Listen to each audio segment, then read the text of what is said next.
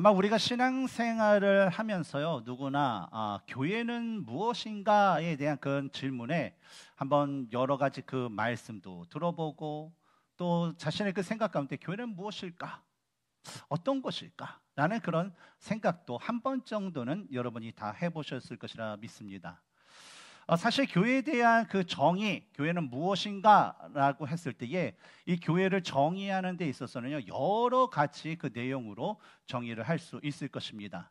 그런데 오늘날 많은 그리스도인들이 이 동일하게 고백하는 그런 교회의 정의가 있는데, 그것은 뭐냐면 고린도전서 3장 16절과 고린도전서 6장 19절에서 20절의 그 말씀을 근거하여서 교회는 건물이 아니라 바로 예수 그리스도를 구세주와 주님으로 고백하여서 예수 그리스도의 그 영, 성령이 임재한 바로 그리스도인들 자신이다라는 것에 동일하게 고백을 하고 있습니다. 여러분, 이 고백에 동의하십니까? 동의하십니까? 예. 근데 만약에 여러분이 이런 교회란 무엇인가에 대한 이런 고백에 동의를 하신다면 우리가 진지하게 생각해 볼 것이 있어요. 그것은 뭐냐면 하나님의 성전이며 하나님의 교회인 우리는 과연 어떤 모습을 가져야 될까라는 거예요. 성경에서 하나님께서 이스라엘 백성들을 자신의 그 백성을 삼으시고 그들과 교제하기 위해서 그들에게 요구하시고 명령하신 그 말씀이 있습니다. 그것은 뭐냐면 내가 거룩하니 너희도 거룩하라라는 거예요. 하나님은 거룩하신 분이기 때문에 하나님과 교제하려면 그 교제의 대상은 어떻게 해야 돼요? 거룩해야 돼요. 하나님은 거룩하신 분이기 때문에 하나님의 임재 가운데 같이 거할 사람들은 어떻게 돼요? 거룩해야 된다라는 거예요. 그래서 내가 거룩하니 너희도 거룩하라 라고 말씀하셨고, 또 그들이 그 하나님 보시기에 거룩한 자가 될 수 있도록 바로 율법의 말씀을 우리에게 주신 것입니다. 그러나 하나님께서 율법을 통해서 사람들에게 보여주신 것은 그들이 하나님의 백성으로 마땅히 거룩해야 되지만 그 율법의 말씀을 따라서 거룩해지려고 노력하고 거룩해지려고 자신을 비춰보고 고치고 행동하지만 결코 스스로 자신을 거룩하게 할 수 없는 죄인이라는 그 사실을 바로 그 율법을 통해서 하나님이 보여주셨어요. 그래서 하나님의 그 백성들은요, 스스로는 할 수 없지만 하나님의 그 말씀대로 행함으로 인하여서 자신의 제사의 예배를 통하여서 나의 더 더러워진 그 모든 마음과 몸을 정결하게 할 뿐만 아니라 내 마음과 뜻과 힘과 그 나의 모든 것을 다하여 하나님께 드리고 자신의 그 삶에서 하나님의 말씀을 지켜 행하면서 진짜 하나님을 사랑하기에 힘쓰는 그런 삶을 살게 되었다는 것이죠. 그런데 그 후에 하나님은 어때요? 그들이 하나님의 말씀대로 행하는 모습, 제사 예배 드리는 모습, 또 사는 모습, 하나님께 대하는 모든 그 모습을 보면서 어때요? 그들의 모습을 통해서 얘가 나를 사랑하는지, 거짓으로 사랑하는지, 말뿐인지, 진정한 그 마음으로 사랑하는지를 보시고 얘 진짜 나를 사랑하는구나 라고 하나님께서 딱 보셨을 때 어때요? 그 순간에 그 사람들을 사랑하게 해주시는 거예요. 그들에게 나타나셔서 교제도 하시고 그들의 길 가운데 평탄케도 하시고 그들이 하는 가운데 형통케 하시는 그 놀라운 축복의 은혜를 하나님께서 주셨습니다. 그런데 여러분, 이러한 하나님을 사랑하는 자와의 그 관계, 이 사랑의 관계는요, 사실 예수님께서 이 땅에 오셨을 때도요 동일하게 말씀하셨던 것이고, 또한 예수님을 통해서 거룩한 하나님의 성전이 된 오늘날 그리스도인 우리들에게도 동일하게 거룩할 것을 말씀하고 계시고 요구하고 계신다라는 겁니다. 그래서 우리가 거룩함을 얻기 위해서는 어떻게 해야 될까요? 우리가 스스로 무엇인가를 하면 우리는 스스로 거룩해질 수 있을까요? 아니에요.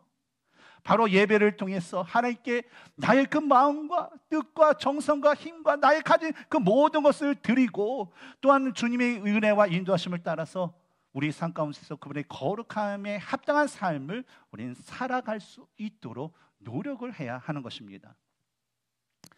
우리가 계속해서 나누고 있는 그 예수님은요, 이 제자를 통해 이루실 큰 계획을 가지고 있었어요.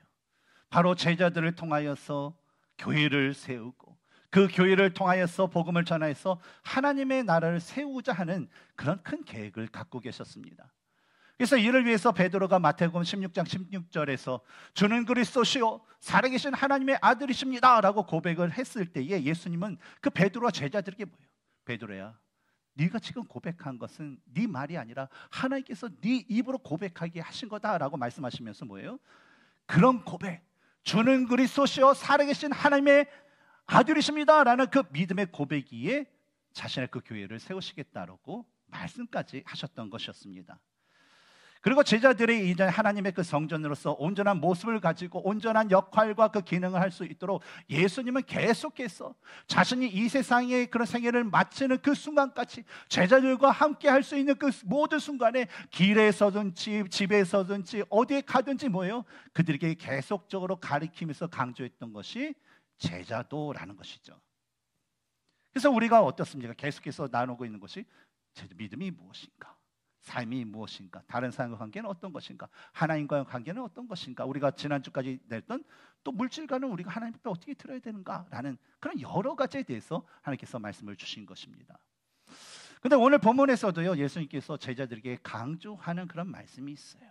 오늘 여러분과 함께 이 본문에서 예수님께서 제자들에게 말씀하고 있는 그 두 가지의 그 교훈의 말씀에 대해서 함께 나누기를 원합니다.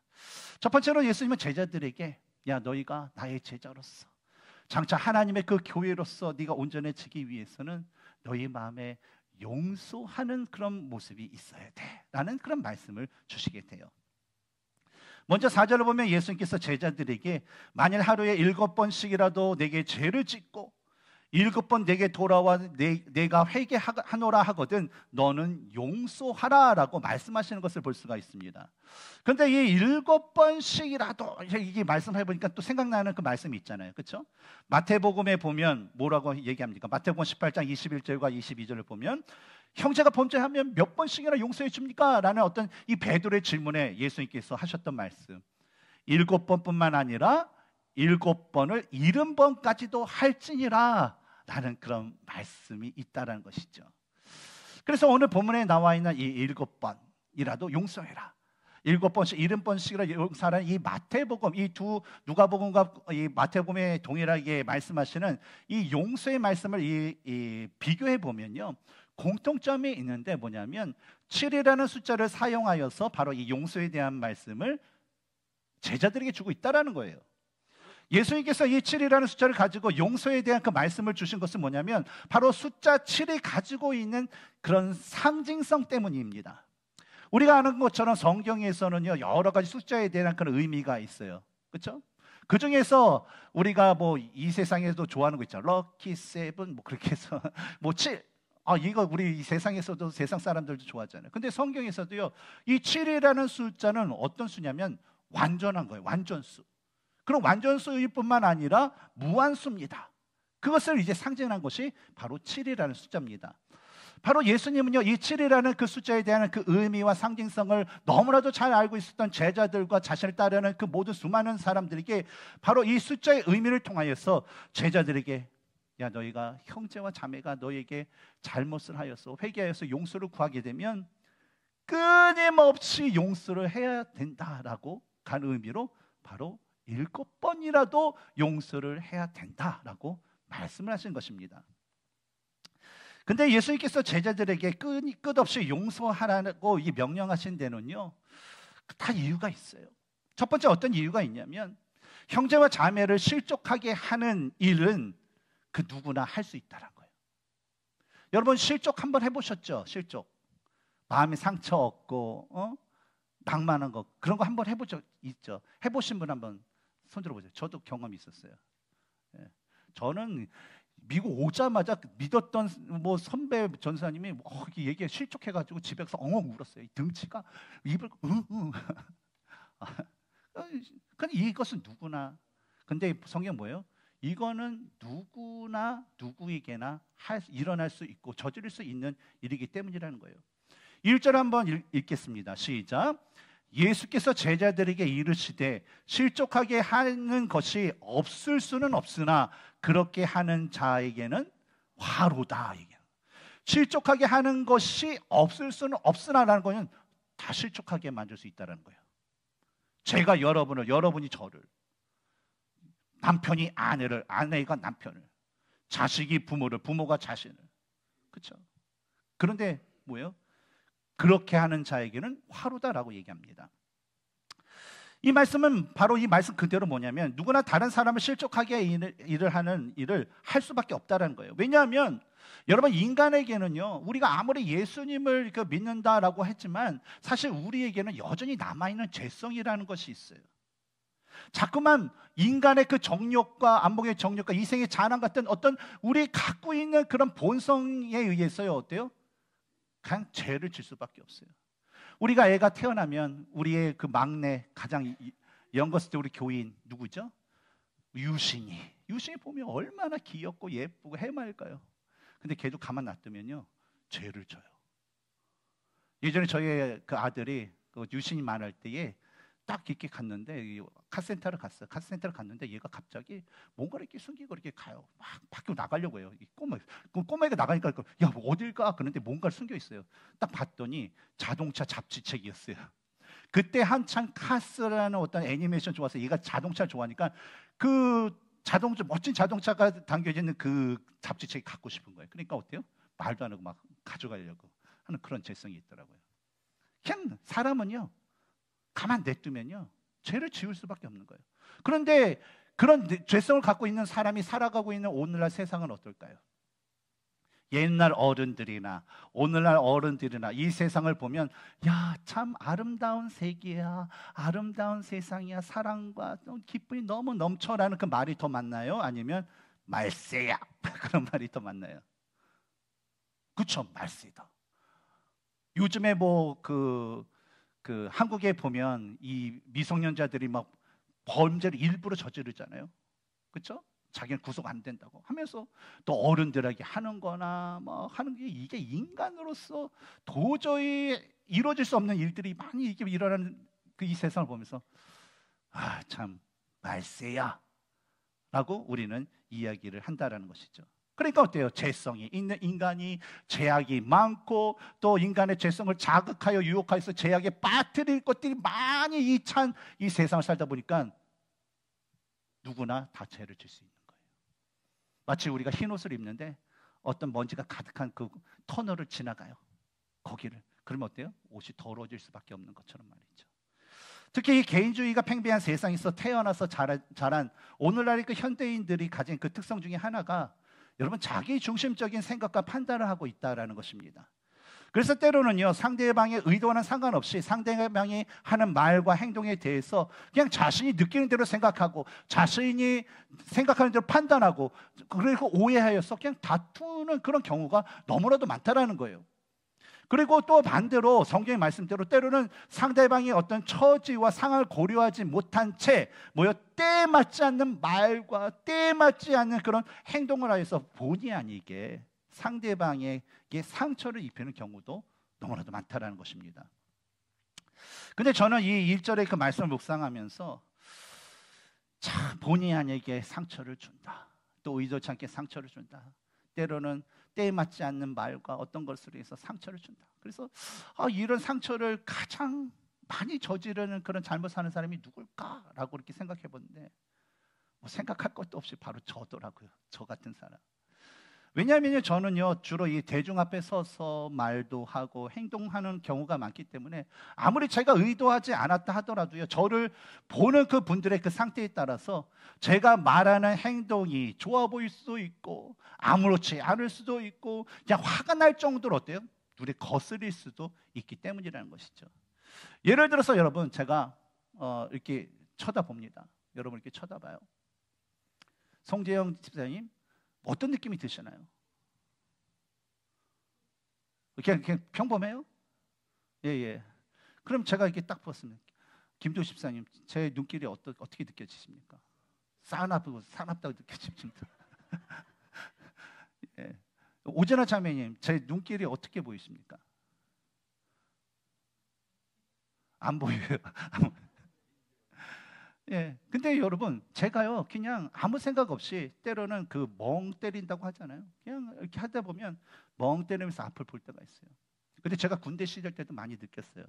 살찌기 전에 제가 군대 있을 때 제가 나팔병도 하고 탱크병이 주 전공이지만 나팔병도 했어요. 그래서 밤에 나가서 나팔을 불어야 되는데 어느 날 나팔이 불기 싫어요. 그러면 내무반에서 이게 점호를 받습니다. 그러면 내가 점호 받으면 탁 씻고 나서면 멍 때리고 앞을 쳐다봐요.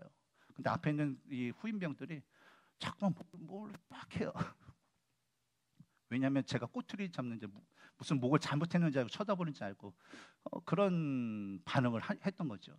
그래서 제가 이렇게 여러분 앞에서도 딱 쳐다보면 어때요? 어떤 분들은 신 목사님이 나를 진짜 아끼는구나. 그래서 저렇게 이 사람과 존경의 모습으로 나를 쳐다보는구나라고 생각하시는 분이 있고, 어떤 분들 뭐냐면 왜 째려봐? 아우 기분 나빠. 참 왜 저럴까? 그러면서 그것 때문에 막 이 온통 이 시간을 다 허비하는 그런 분도 있다라는 것입니다. 근데 여러분 제 입장에서는요, 진짜 이런 말씀하면서 여러분께 좀 부탁도 드리고 싶은 것이 있어요. 뭐냐면 앞으로도요, 뭐 지금까지도 그랬겠죠. 근데 앞으로도요, 저로 인해서 제가 이렇게 쳐다봤는데 만약에 목사님 오늘 나를 좀 째려보는 것 같아, 미워하는 것 같아, 막 그런 느낌이 나.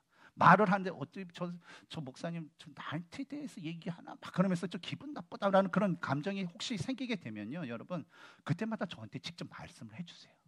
왜냐면 여러분이요, 아니 그거는 여러분 그 나쁜 게 아니에요. 나쁜 게 아니에요. 왜냐면 여러분이 그런 것들을 저에게 얘기해 주지 않으면요, 저는요, 제가 하나님이 아닌데 제가 어떻게 알아요? 여러분이 말씀해 주시니까 알지, 말씀해 주지 않으면 저는 절대로 알 수가 없어요. 그리고 그거에 대해서 여러분이 어떤 반을 가지고 또 계속 저를 째려보고 이렇게 매일 째려보면 저분이 나를 왜 그럴까, 날 싫어할까, 저도 오해하게 될 수밖에 없다는 거예요. 그리고요, 너무 시간이 오랜 다음에 목사님 예전에 그랬죠. 그러면 어때요? 제가 기억을 어떻게 다 해요? 그랬었나요? 제가 그랬었을까요? 막 그러면서 기억이 나지 않기 때문에요, 그 얘기가 서로 대화가 되는 그 순간까지 서로 오해는 오해하고 관계는 관계까지 깨질 수 있기 때문에 저에게요, 말씀했어요. 목사님 오늘 저한테 뭐 기분 나쁜 일이 있어요? 그렇다고 목사님 나한테 기분 나쁜 이렇게 거치게 하시면 저도 상처 입으니까 목사님 혹시 뭐 오늘 뭐 컨디션이 별로 안 좋으신가요? 이렇게 하면서 좀 얘기해 주면 왜요? 왜 무슨 일 있나요? 그러면 제가 물어봤잖아요. 오늘 저를 보는 눈길이 별로 안 좋대. 그래요? 저는 그렇지 않았는데 그래서 미안해요 하면서 이 관계를 풀 수 있다라는 것입니다. 그래서 앞으로도요, 여러분 그런 거 있으면 직접 얘기를 해주시면 좋을 것 같아요. 근데 여러분 그건 저와 여러분의 그 관계 가운데서 충분히 일어나는 일이지만 사실 여러분 사이에서도 충분히 일어나는 그런 사실이에요. 사실 이런 일들은 부부 관계 가운데서도 그래요. 저도 이렇게 아내가 얘기하면 뭘 있으면 약간 제가 이렇게 톤이 잠깐 올라가면 아내는요, 제가 화를 냈다고 그래요. 저는 화를 낸 게 아니거든요. 예? 그런데 화를 냈다고 그러니까 또 이거는 또 이렇게 억울할 때도 있고, 또 본인이 톤이 높으면 당신 왜 화내고, 내가 언제 화냈어? 그러면서 또 저를 뭐라고 그러고. 부부 관계에서도 그럴 수 있고, 여러분 목장 내에서 형제 자매 간도 있을 수 있고, 지금 옆에 앉아있는 여러 성도 관계 가운데서 충분히 일어날 수 있는 일이라는 거예요. 그러니까 이런 것들이 있으면요, 마음에 담아두면 안 돼요. 병 생겨요. 마음에 담아두고 자기 생각으로 하게 되면요, 이건 자기의 세계 가운데 있는 거지 남하고 전혀 상관없는 그 오해와 미움과 죄성이 있기 때문에 어때요? 계속 네거티브하게 생각할 수밖에 없는 거예요. 그러니까 생기면 뭐예요? 자매님, 형제님, 혹시 뭐 제가 뭐 이렇게 언짢게 한 게 있습니까? 라고 이야기를 하는 거예요. 그게 좋아요, 여러분. 그래서 어때요? 오해는 오해대로 품고 관계는 관계대로 풀면서 더욱더 우리가 주 안에서 하나된 그 관계를 이루어가면서 그 주님의 그 복음의 사명을 감당할 수 있는 우리 모두가 되었으면 좋겠습니다. 그런 의미로 여러분, 저는요, 어렸을 때부터 그래요. 살이 쪘으니까 좀 덜한데 살이 덜 쪘을 때는 좀 날카롭다, 뭐 강하다라는 첫인상이 10명이면 9명이 얘기했어요. 그래서 제가 중학교 1학년 때서부터 그 얘기를 하도 들어서 제가 친구들한테 내가 뭐 잘못한 거 있으면 얘기해줘. 내가 고칠게. 그래요. 그러니까 아마 여러분 지금까지 어떻게 보면 제가 탁 보는데 오늘 목사님 나를 째려봤어. 막 그렇게 하면서 상처받으신 분도 있고 여러 가지 있을 텐데, 혹시 제가 본의 아니게 여러분에게 상처를 준 일이 있다면 여러분 이 시간을 통해서 여러분에게 사과를 드립니다. 용서해 주시기 바랍니다. 용서해 주실 거죠? 감사합니다. 그리고요, 여러분, 예수님께서 오늘 본문에서 말씀하신 우리가 형제를 실족하게 만드는 그런 그 단어, 실족하다라는 그 단어를 보면 성경에서는 어떤 의미를 갖고 있냐면 잘못된 성경의 지식과 가치관과 사상을 가지고 바로 성도들을 가리켜서 혼란에 빠뜨려서 그들을 믿음 가운데 멀어지게 하는 그런 것을 얘기하기도 합니다. 그래서 하나님의 백성으로 하나님을 더 닮아가기 위해서 예배와 기도와 말씀과 그 교회의 그 어떤 것에 집중적으로 해야 되는데 자꾸만 미혹하는 거 있잖아요. 야, 오늘은 좀 쉬어도 되지 않냐? 오늘은 나와 어디 좀 가자 하면서 그런 미혹하는 것들, 이런 것을 바로 예수님께서 말씀하신 실족이라는 그 단어에 이런 의미도 포함되어 있습니다. 그러므로 우리는요, 이 라이프 교회라는 하나님께서 주신 그 건강한 교회에 왔으면 이 건강한 교회가 추구하는 어떤 말씀과 신학과 그 해석에 대해서 여러분들이 그것에 대해서 먼저 잘 알 필요가 있어요. 그리고 그것에 입각하여서 여러분 복음의 말씀을 가리키는데 열심을 내어야 될 줄 믿습니다. 그래야지 뭐예요? 우리 공동체를 더욱더 건강하게 믿음 가운데 잘할 수 있도록, 그것이 우리가 하나 되는 그런 모습이기 때문입니다. 계속해서 말씀을 보면 이 형제와 자매의 잘못에 대해서 우리가 끝없이 용서를 해야 할 두 번째 이유를 우리가 찾을 수 있는데 바로 하나님의 징계가 무섭기 때문이라는 거예요. 2절을 보면 그가 이 작은 자 중에 하나를 실족하게 할진대 차라리 연자 맷돌이 그 목에 매여 바다에 던져지는 것이 나으니라 라고 말씀합니다. 예수님께서는요, 모든 사람이요 상황적으로, 우리가 이 세상을 살아가는 이 상황적으로 다른 사람을 실족하게 만드는 일을 할 수밖에 없다라는 말씀하셨어요. 그러면서 이어지는 바로 말씀이 뭐냐면 이 작은 자 중에 한 사람 그를 실족시킨다면 그에 대한 벌이 엄청난 무서운 벌을 받게 될 것이다 라는 그 말씀을 하셨다라는 거예요. 2절에서 말하는 이 연자 맷돌이라는 건 뭡니까? 예전에 삼손이 눈이 이게 그 블레셋에 있어 빠진 다음에 매였던 그 연자 맷돌 있잖아요. 소나 뭐 나귀에 연결해서 이게 굴리는 큰 돌, 그래서 곡식을 갈게 만드는 그 커다란 원형의 그 돌을 말하죠. 근데 예수님은요, 남을 실족하게 만들어서 나중에 하나님을 대면해서 하나님께 벌을 받기보다는 차라리 그 전에 네가 연자 맷돌을 목 위에 메고서 그냥 바다에 던지는 게 훨씬 나을 거야 라는 거예요. 그러니까 뭐예요? 그만큼 하나님은 남을 실족하게 하는 그런 일들을요 되게 큰 죄로 보신다는 거예요. 그러니까 어때요? 연자 맷돌을 상상을 해보세요. 연자 맷돌 내가 들기도 힘든데 그 연자 맷돌이 나의 목에 걸려서 바다로 내가 내쳐진다 그러면 그만큼 얼마나 잔인하고 무서운 게 어디 있겠어요. 근데 실족하게 하면요 하나님께 받은 벌은 더 크다라는 거예요. 그러니까 어때요? 용서하라는 거예요. 따라서 우리가 이런 죄에 대한 벌을 받지 않기 위해서 상대방을 끝없이 용서하기 위해서는요 다음에 두 가지의 그 상을 반드시 기억할 필요가 있어요. 첫 번째는 남을 실족하게 하는 일은 다른 사람이 자신에게, 나에게 하는 것뿐만 아니라 자신도 남을 실족하게 할 수 있다라는 그 사실을 기억해야 된다는 거예요. 일반적으로 사람들은요 자기 중심적인 사고를 합니다. 그래서 어떤 일에 있어서 자신의 잘못도 있어요. 그런데 자신의 잘못이 있음에도 불구하고 그것은 전혀 생각하지 않고 남 탓만 해요. 마치 예수님께서 자신의 눈에 있는 들보는 깨닫지 못하고 너는 어떻게 남의 눈에 있는 티만을 탓하느냐라고 하는 그런 모습이 사실 우리들 가운데 있다라는 거예요. 그러니까 부부싸움 하면 뭐예요? 당신 탓이야. 뭐 지 아비 닮아서, 지 어미 닮아서 뭐 그런 얘기가 나오는 게 뭐예요? 아니 부부가 같이 애 키워서 그렇게 했는데 서로 탓하는 게 뭐예요? 자기 잘못은 없다라는 거예요. 이게 우리 생활의 일상이고 어때요? 삶에 그게 널렸다라는 거예요. 그러니까 뭐예요? 남을 실족하게 하는 거는 내가 할 수도 있지만 다른 사람이 나에게 할 수 있지만 나도 다른 사람이 할 수 있다라는 것을 기억하고, 그러니까 끝없이 그들이 회개하고 용서를 걸 때 용서해라 라고 말씀하신 거죠. 또 두 번째는 남을 용서하는 자에게만 하나님께서 그를 용서하시기 때문이라는 거예요. 예수님께서 마태복음 18장 35절에 너희가 각각 마음으로부터 형제를 용서하지 아니하면 나의 하늘 아버지께서 너희에게 이와 같이 하시리라 라고 말씀하셨어요. 사람들이 남을 용서할 때요 상대방이 용서를 구하면 말로써 용서해요. 뭐 그래서 뭐 상황이 그러니까 이해해요. 뭐 그런 말을 해요. 그렇지 않나요? 근데 사실 마음속은 어떨까요? 사실 이 마음으로부터는 용서가 안 되는 경우가 있어요.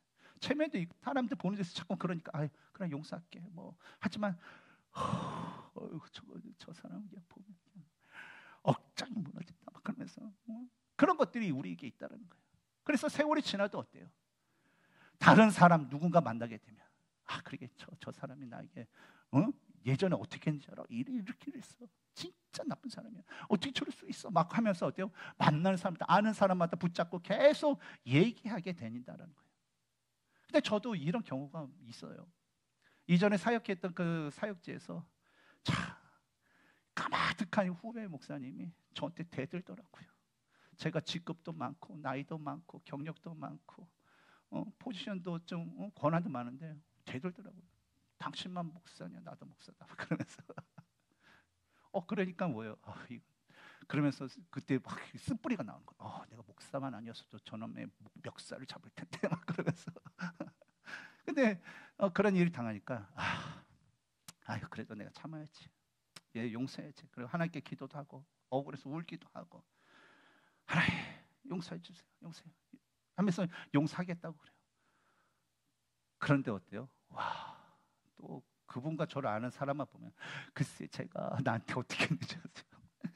제가 날 덤볐어요. 그런 얘기를 했던 사람이 바로 저도 그랬다는 거예요. 그러나 하나님께서는 뭐예요? 만약 우리가 다른 형제와 자매를 마음으로부터 용서하지 않으면 하나님께서도요 우리의 죄를 결코 용서하지 않겠다는 거예요. 따라서 우리가 다른 사람을 용서할 때 우리가 말과 어떤 이성적으로 우리가 그래 용서할 수 있어라고 하지만 우리가 더 생각해야 될 것은 뭐냐면 내가 진정으로 마음으로 내가 용서를 할 수 있도록 진짜 하나님께 그것을 구하면서 바라면서 남을 용서하는 그 모습을 가질 수 있도록 우리는 노력해야 될 줄 믿습니다. 근데 또 한 가지 우리 모든 그리스도인에게 문제가 있어요. 우리 그리스도인들이 이런 말씀 들으면 그렇죠 하나님 여전히 제가 부족합니다. 그렇죠 하나님 제가 말뿐이 바리새인이었습니다 라고 이렇게 고백을 하고 또 눈물도 찔찔 흘리면서 그 말씀에 이제 내가 순종을 하는데 어때요? 많은 경우에는요 이런 실제로 삶에서는 진짜 그 사람 얼굴만 보면 또 시작된다는 거예요. 이게 힘들어요. 그 말씀을 들었을 때 용서해야지. 용서했어. 그래 난 용서했어. 그래 하나님 할렐루야까지 했는데 뒤돌아서면 또 저 사람의 이름의 그런 모음만 나와도 저 사람의 그림자만 봐도 저 사람의 실루엣만 봐도 또 화가 나네. 그러면서 주님 원수를 사랑하라. 그건 성경에서만 가능한 거죠. 내 현실 아시죠? 현실을 못하는 거 아시죠? 그러면서 어때요? 또 쓴뿌리가 나오는 그런 모습을 우리는 발견하게 된다는 거예요. 근데 저는요 오늘 성경에 나와 있는 예수님의 말씀을 들었던 끝없이 용서해라 7번이라도 용서해라 라고 했던 이 예수님의 말씀을 듣던 제자들도 동일했다고 생각해요. 예수님께서 이 12사도를 이제 12명의 제자를 사도로 이제 세우신 다음에 그들을 이제 많은 사역가에게 데리고 가셨어요. 근데 사역하다 보면 꼭 예수님께서 이 돌출 행동을 하세요. 뭐냐면 꼭 3명 베드로와 야고보와 요한을 데리고 특별한 일을 할 때만 얘네들만 데리고 가는 거예요. 근데 그러면 나머지 9명의 사도들은 기분 좋아요, 나빠요? 나쁘죠. 당연히 나빠요. 다른 분들 좋아하시나 봐요. 저 사람 축복하소서. 근데 우리 세상에서도 막 우리 12명 있는데 제가 툭하면 3명만 데리고 가면 나머지 9명은 안 데리고 가니까 다행이요. 정말 대단해가지고 안심이네. 그럴 사람이 누가 있겠어요? 기분 나빠요. 왜냐하면 인정받지 못하는 것 같고 사랑 덜 받는 것 같고 예수님이 차별하는 것 같이 보이기 때문에. 그런데 그러다가 이 3명 중에 2명이 야고보와 요한이 길을 가다가 예수님 주님의 나라가 임하게 되면요 형을 주님의 오른쪽 저를요 왼쪽에다 앉혀주세요 라는 이런 얘기를 하는 거예요. 그랬더니 어떻습니까? 이 얘기를 이 주위에 있는 그런 10명의 그 사도들에게 들으니까 이 그동안 쌓였던 감정이 폭발해서 화를 내며 서로 다투게 되었다는 거예요. 그동안 예수님께서 뭐예요? 야 사랑하라 용서하라 원수를 사랑하라 낮은 자가 된다, 겸손한 자가 된다, 여러 말을 들었을 때 머리는 그렇죠 예수님, 그렇죠 예수님, 그럴게요 라고 했지만 어때요? 야고보 요한이 우측 좌측 얘기하니까 화가 난 거예요. 그것은 뭐예요? 서로 다퉜다. 그동안 머리는 이해했지만 가슴으로는 이해하지 못했다는 거예요. 머리는 용서를 하겠지만 가슴으로는 용서하지 못했다라는 그런 증거인 것입니다. 근데 이러한 모습을 가지고 있던 제자들이요, 서로 끝없이 용서하라는 그 예수님의 그 말씀에 오늘 본문을 보면 사랑해라, 용서해라 그러면 어때요? 아유, 사랑을 보듬어야지 하면서 주님 사랑이 부족하니까 사랑의 마음을 더 주세요 라고 대답하는 것이 옳은데, 오늘 본문을 보면 뭐라고 얘기해요? 우리에게 믿음을 더하소서라는 그런 요청을 하게 되었다라는 거예요. 이에 대해서 예수님은요, 두 가지 그 비유에 관한 그 말씀을 주시게 돼요. 이 말씀은 예수님께서 제자들이 하나님의 성전에서 온전한 모습을 갖춰서 그들이 온전한 역할과 기능을 하도록 그들에게 주시고자 하는 두 번째 교훈인 바로 온전한 믿음을 가지라라는 그런 말씀입니다. 여러분, 우리가 용서하지 못하는 것은요, 사랑이 부족해서가 아니라 믿음이 부족해서라는 거예요. 근데 이 믿음에 대한 그런 어떤 예수님께서 말씀하신 뭐냐면, 첫 번째로는 겨자씨 그 비유에 대한 말씀을 주세요. 우리 6절 한번 읽어볼까요? 시작. 주께서 이르시되 너희에게 겨자씨 한 알만한 믿음이 있었더라면 이 뽕나무더러 뿌리가 뽑혀 바다에 심기어라 하였을 것이요 그것이 너희에게 순종하였으리라. 당시 제자들과 마찬가지로요, 일반적으로 많은 사람들은요, 믿음이 좋다 그러면요, 어떤 양적인 개념을 생각합니다. 그래서 예수님은요, 그들이 가지고 있는 이런 믿음에 대한 잘못된 생각을 바로 잡아주고자 바로 이 겨자씨와 믿음에 관한 말씀을 통해서 믿음은 양적인 것이 아니라 질적이고 영적인 것이다 라는 그 말씀을, 이 비유의 말씀을 주신다는 거예요. 여러분, 겨자씨라는 것은 되게 작은 씨입니다. 어떻게 보면 우리가 보는 이 민들레 씨보다도 또 작은 것들. 그래서 겨자씨 한 알이라는 것은 눈에 들어오지 않아요. 자세히 봐도 이게 씨인지 뭔지인지 이렇게 구분할 수 있을 정도예요. 그래서 바람이 불면 어때요? 훅 날아갈 정도로 하는 게 이 겨자씨 한 알입니다. 근데 이 겨자씨 한 알이라는 것은 뭐냐면, 의미가 있는데 뭐냐면 보잘것없는 것, 하찮은 것, 그것을 얘기해요. 근데 예수님께서는요, 제자들에게 그 하찮게 여기고 보잘것없는 그 겨자씨 하나만의 그런 믿음이 있다면 뭐라고 해요? 뽕나무. 우리도 있죠. 뽕나무를 왜 여기 얘기하냐면, 뽕나무는 뿌리가 깊고 아주 거칠어요. 그래서 이게 뽑거나 움직일 때 너무 힘든다는 거예요.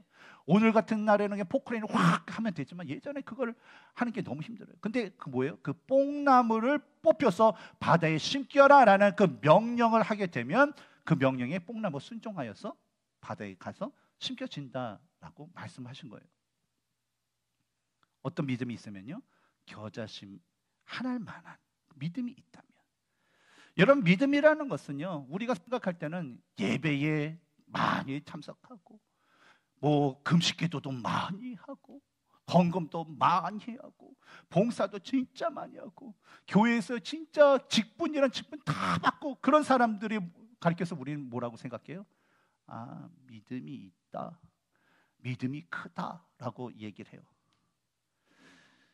근데 여러분, 믿음이라는 것은요, 하나님을 아는 것에 대한 인간의 올바른 태도지 결코 우리가 하는 어떤 양적인 것이 아니라는 거예요. 일화가 있어요. 뭐냐면 어느 그 교회에 부부가 이게 왔는데 남편이 예수님 믿지 않아요. 근데 아내가 가자고 하니까 참 순종적인 남편이었나 봐요. 그래서 교회를 갔대요. 교회를 생활했더니 뭐 이렇게 배우기도 하니까 헌금도 내야 되고 봉사도 해야 된다니까 뭐 내라고 하니까 내고, 헌금하니까 하고 11조하고 하고 뭐 봉사를 했대요. 그때 교회에서 얘기하는 게 뭐냐면 이 사람은 진짜 믿음이 좋대요. 그래서 안수 집사를 세워야 된다고 했대요. 그래서 뭐 믿음은 없지만 그래도 뭐 안수 집사 준다는데 주는데 뭐 마다할 게 뭐 있냐 해서 안수 집사를 받았대요. 근데 결국 그 사람은요, 자기가 고백하는 거는 자기는 예수님 믿지 않는다라는 거예요. 근데 세상은 그렇게 얘기해요. 양적인 거, 말 좀 잘하고 조금 이렇게 액션하면 뭐 믿음이 있다 얘기하죠. 근데 믿음이라는 것은요, 그런 우리의 어떤 양적인 모습으로 판단하는 게 아니라는 거예요. 누가복음 18장 10절에서 14절을 보면 이 바리새인과 세리가 하나님께 기도하는 그런 이야기가 나옵니다. 먼저 바리새인이 옆에 있는 세리를 보고 얘기를 하죠. 아, 주님, 저 이 세리와 같이 안 태어나고 저런 짓을 안 하게 해서 너무 감사해요. 그러고 나서 그가 자신의 의의를 드러내기 위해서, 하나님, 저는요 일주일에 2번씩 금식 기도를 하고요, 제 모든 수입의 11조를 이렇게 드립니다 라는 그 기도를 하게 돼요. 근데 옆에서 듣던 이제 세리가 이제 자신의 기도를 하는데 감히 하늘을 우러러보치고 소리도 못하고, 주님, 이 죄인 용서해 주세요. 오늘 이 죄인이 왔습니다. 주님, 나를 용서해 주세요. 주님의 긍휼이 필요합니다 라고 하면서 그냥 옆 사람이 들을까 말까 그냥 간절하게 기도를 하면서 이제 가게 되었죠. 근데 예수님께서 이들에 대해서 말씀하신 건 뭐예요? 14절을 보면 하나님께 이 기도를 통해서 의롭다 여김을 받은 사람은 바로 바리새인이 아니라 세리다라고 말씀하셨다는 거예요. 또 마가복음 12장 41절 44절을 보면 성전에 헌금을 많이 내는 그 부자와 아주 적은 금액인 두렙돈을 헌금한 가난한 과부의 이야기가 나옵니다. 근데 예수님께서도요, 이들에 대해 이들이 헌금하는 그 모습을 보면서 뭐라고 얘기하셨냐면, 부자는 풍족한 중에서 일부를 넣었지만, 풍족한 중에서 일부를 냈대요. 그건 뭐냐면, 자, 가지고 있는 게 많아요. 근데 일부가 얼마인지 몰라요. 근데 없어도 그만인 거, 없어도 내 삶에 전혀 지장이 없는 그것을 이제 하나님 앞에 드렸지만 뭐라고 해요? 과부는 가난한 중에서 자기의 모든 소유인 생활비 전부를 넣었다라고 말씀하신 거예요.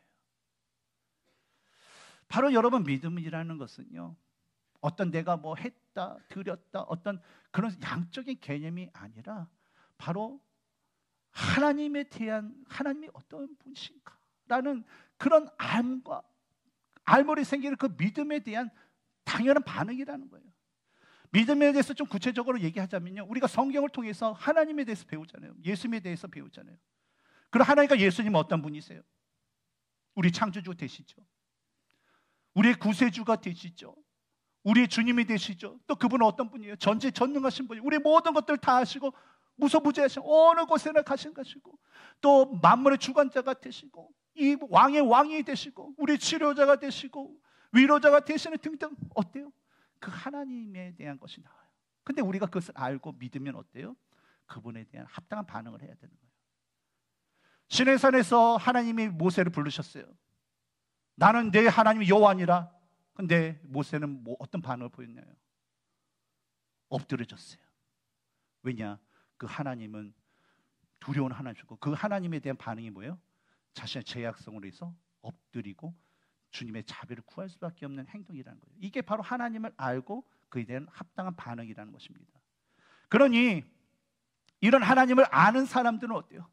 그 하나님에 대해서 알려준 이 성경의 말씀 가운데 순종을 할 수밖에 없어요? 아니면 안 해요? 순종을 할 수밖에 없는 겁니다.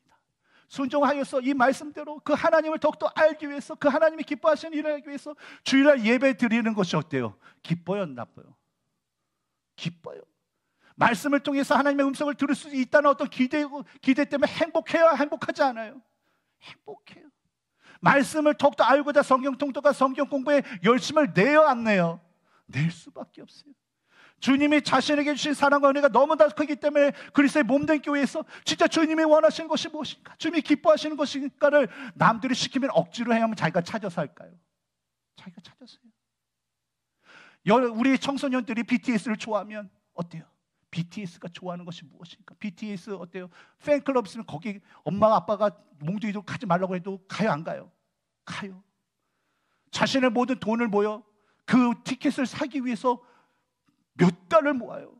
제가 갈베스톤에 갔더니 어떤 히스패닉 그 여학생이 그래요.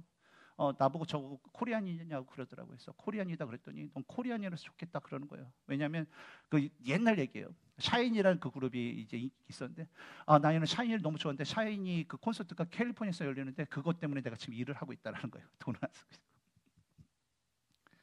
근데 사람이라는 건 자기가 알고 좋아하고 믿는 것에 대해서 동일한 반응을 할 수밖에 없는 거예요. 세상도 그런데 하나님을 믿는다, 사랑한다 그러면 우리들의 반응은 어때야 될까요? 그러나 하나님과 예수를 제대로 알지 못하는 그 믿음 없는 사람은요, 그냥 주일에 하나님께 예배를 드려도 그만, 안 드려도 그만. 그리고 뭐 교회 왔으면 뭐 왔으니까 목사님, 신목사님 감사한 줄 아세요? 라고 하면서 그걸로 만족한다라는 거예요. 그러니까 교회를 뭐 10년 수십 년 왔다 갔다 해도 믿음의 삶의 기쁨도 모르고 은혜도 모르고, 그러다 보니까 환난과 핍박이 딱 오게 되면 어때요? 그냥 물kop처럼 사라지는 거예요. 먼지처럼 사라지는 거예요. 다음 두 번째로 예수께서 주신 말씀, 비유의 말씀은요, 무익한 종에 대한 그런 비유입니다. 7절에서 10절까지 말씀을 보면 종의 일과가 나와요. 종의 일과가 뭘까요? 하루 종일 일하는 거예요. 근데 우리가 이게 보는 이 미국 번역성경 ESV에는 본문에 나오는 종을 가리켜서 servant라고 얘기합니다. 그런데 원어상의 진짜 의미는요, 좀 더한 slave, 또 노예라는 그 뜻을 가지고 있다는 거예요. 그 노예는 뭐예요? 본문에 기록된 것처럼 주인의 명령대로 주인의 일과 동안 아침 일찍 가서 저녁 해질 때까지 열심히 일을 해요. 일을 하고 나서 집에 와서도 뭐예요? 조금 쉬면 좋은데 쉬지 못하고 뭘 해야 돼요? 주인의 밥상을 차려야 돼요. 저녁. 그 주인이 이게 보면 물도 갖다 주고 디저트도 갖다 주고 다 드시면 다 이렇게 정리까지 하고, 그러면서 뭐예요? 주인님 또 뭐 필요한 것이 없습니까? 라고 물어보죠. 그래서 주인이 필요한 거 없어, 가서 쉬어. 그러면 그때 가서 이제 찬밥 먹고 씻고 가족들하고 뭐 그렇게 사는 거죠. 근데 당시에 노예 제도가 있었던 당시의 사람들이 노예가 하루 종일 일해도 배고파 죽겠는데 주인 먼저 밥상 차려주고 또 정리하고 나중에 찬밥 먹고 뭐 그렇게 쉬지도 못하는 거에 있어 불만할 사람들은 아무도 없다는 거예요. 왜요? 노예니까. 노예니까. 10절을 보면 예수께서 제자들에게도 이런 말씀하셨어요. 너희가 하나님의 종으로서 너희에게 주어진 그 일을 다 마친 후에는 너희는 이런 얘기를 해라. 우리는 무익한 종이라. 우리가 하여야 할 일을 한 것뿐이라. 여러분, 여기서 무익한 종이라는 것은 주인에게 유익이 안 되는 종을 가리켜서 무익한 종이라고 얘기하는 건 아니에요. 여기서 말하는 무익한 종이라는 의미는 뭐냐면 주인의 물건이다, 주인의 도구다라는 거예요. 그냥 주인을 위해서 써지는 것이 당연한 거예요. 그래서 그가 뭘 열심히 했다고, 땀을 많이 흘렸다고, 어우 잘했어, 수고했어, 이런 말 할 필요 없고, 야 수고했으니까 쉬어, 이런 말을 할 필요 없고, 나 일했으니까 보상을 주세요, 그런 얘기도 할 수 없는 거란 거예요. 바로 예수님께서 제자들도 뭐냐면 하나님과 예수님을 위해 살아가야 종이라는 거예요. 슬레이브라는 거예요. 그래서 자신이 무엇을 하든지 그에 대한 어떤 칭찬과 성과를 자기가 어필할 필요도 없고, 그것에 대해서 자기가 보상을 바랄 필요도 없는 자가 바로 예수님의 제자라는 거예요. 그런데 오늘날 현실에서 그리스도인들을 볼 때요, 하나님의 말씀에 온전히 순종하는 사람이 있는가 하면 어떤 사람은 사사건건 거부하고 또 의건슬쩍 그냥 순종하지 않는 사람들을 볼 수가 있어요. 근데 여러분 생각에 하나님의 말씀에 순종하는 사람들이 가진 이유는 뭘까요? 왜 그럴까요? 끝없이 용서해라, 우리에게도 해당될 수 있는데 끊임없이 용서해라, 원수를 사랑하라 라고 예수님께서 분명히 말씀하셨는데, 그 말씀에 이건 성경에서나 있는 거죠, 어떻게 현실을 살 수 있어요? 그러면서 나 용서 못해요 하는 그런 반응을 보이는 이유가 뭘까요? 하나님께서 세리처럼 날마다 기도의 시간을 통해서 하나님의 궁녀를 구하는 기도를 해라 하는데 시간이 없어요. 내가 뭐 그거 할 필요가 없어요. 그래서 기도 안 하고, 과부처럼 자신의 전부를 드려라 그런데 아유 그냥 전부는커녕 내가 맥도날드에 투자하는 것 봐도 내가 덜 내는 것도 두두두두 하는 이유가 뭘까요? 이에 대해서 예수님은 동일한 마음과 모습을 가졌던 당시의 그 제자들에게요, 이런 말씀하셨어요. 너희가 겨자씨에 하나만큼의 믿음이 없기 때문이다. 다른 말로 얘기하면 겨자씨에 하나만큼의 믿음도 죽어있기 때문이다 라는 그런 말씀이란 거죠. 이 말씀을 보면 우리가 요한복음 15장 1절에서 2절 말씀을 보면 예수님께서 이런 포도나무의 비유를 하신 적이 있어요. 나는 참 포도나무요 내 아버지는 농부라. 물은 내게 붙어 있어 열매를 맺지 아니하는 가지는 아버지께서 그것을 제거해 버리시고, 물은 열매를 맺는 가지는 더 열매를 맺게 하려 하여 그것을 깨끗하게 하시느니라 라고 말씀하셨어요. 근데 이 말씀을 보면 뭐예요? 우리가 예수님을 통해서 구원받고 그분에게 속했다면 바로 우리는 예수님이 바라시는 열매를 맺어야 한다라는 거예요. 그러나 나무에 붙어 있지만 열매를 맺지 못하는 그 가지는 농부 대신 하나님께서 보시기에 뭐예요? 죽은 가지로 여기기 때문에 더 열매 맺는 가지들이 열매를 더 많이 맺을 수 있도록 그 가지를 제거해 버리시겠다라는 그런 말씀입니다. 근데 이 대목에 대해서 어떤 목사님이 이렇게 해석을 하는 분이 있어요. 가지에 여러 가지들이 있지만 그 가지에 진짜 붙어있는 가지가 있고 붙어있지 않은 가지가 있다는 거예요. 붙어있으면 열매가 맺는 게 맞는데 붙어있는 척하는 그 가지는 열매를 맺지 않는다는 거예요. 그러니까 뭐예요? 교회로 얘기하면 교회에 있지만 그리스도인이 있고 비그리스도인이 있다는 거예요. 예수님을 믿는 것 같지만 예수님을 믿는 사람이 있고 거짓으로 안 믿는 사람이 있어요. 바리새인들 하나님을 믿는 것 같지만 그들은 하나님을 알지 못했던 것처럼 그 얘기를 하는 거죠.